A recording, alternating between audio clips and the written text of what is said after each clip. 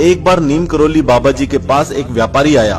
बाबा जी ने उससे आश्रम में लगने वाली ईंटों के लिए दान मांगा, लेकिन वो आदमी बड़ा ही कंजूस था और उसने महाराज जी को यह कहकर मना कर दिया कि उसके पास कोई भी धन संपत्ति नहीं है। ऐसा कहकर जब वो अपनी दुकान वापस गया तो उसने देखा कि उसकी दुकान भयंकर आग से जल रही है। वो तुरंत महाराज जी के पास गया और बोले कि मेरी दुकान में आग लग गई है, मुझे बचाइए। तब बाबा जी ने कहा, तुमने तो बोला था कि तुम्हारी कोई संपत्ति नहीं है। व्यापारी बोला, बाबा जी मैं झूठ बोल रहा था। तो बाबा जी ने कहा कि तुम अब भी झूठ बोल रहे हो, तुम्हारी दुकान नहीं जल रही। और जब वो व्यापारी अपनी दुकान के पास गया तो सिर्फ एक मिर्ची के बोरे में आग लगी हुई थी।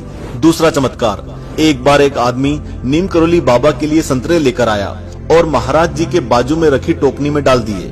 महाराज जी उन संतरों को वहां बैठे सभी लोगों को बांटने लगे। बांटते बांटते नीम करोली बाबा जी ने 48 संतरे बांट डाले। आश्चर्य की बात तो ये थी कि वो आदमी सिर्फ 8 संतरे लेकर आया था, लेकिन महाराज जी ने वहां मौजूद सभी 48 लोगों को 48 संतरे बांट डाले। है ना ये चमत्कार अद्भुत। इस तीसरा चमत्कार, एक बार महाराज जी का एक भक्त आगरा से कैंची धाम आया और वहां से ट्रेन से कोलकाता जाने वाला था।